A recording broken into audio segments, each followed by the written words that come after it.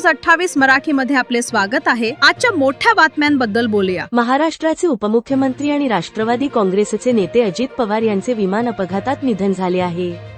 बुधवारी जानेवारी 28 रोजी बारामती येथे उतरताना अजित पवारांना घेऊन जाणारे चार्टर्ड विमान कोसळले। अजित पवार 66 वर्षांचे होते। त्यांच्या निधनाने देशभरात शोककळा पसरली आहे।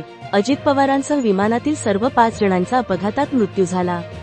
या अपघातानंतर विमानाला आग लागली।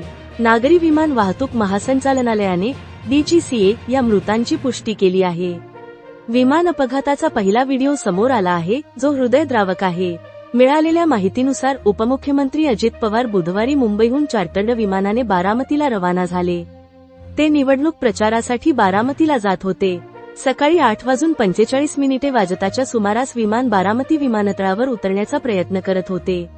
लँडिंग दरम्यान विमानाचे नियंत्रण सुटले आणि ते एका शेतात कोसळले। अपघातानंतर विमानाला आग लागली आणि संपूर्ण विमान वेढले गेले। घटनास्थळी धुराचे लोट पसरले। अपघाताचा पहिला व्हिडिओ समोर आला आहे, जो खूपच भयानक आहे। अजित पवार हे त्यांचे सुरक्षा रक्षक, सहाय्यक आणि 2 क्रू मेंबर्स, पायलट आणि सह-पायलट यांच्यासह विमानात होते।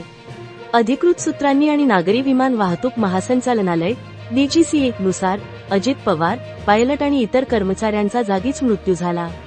काही वृत्तांतात असे म्हटले आहे की अजित पवार गंभीर जखमी झाले आहेत आणि त्यांना रुग्णालयात नेण्यात आले आहे, परंतु नंतर त्यांच्या मृत्यूची पुष्टी करण्यात आली।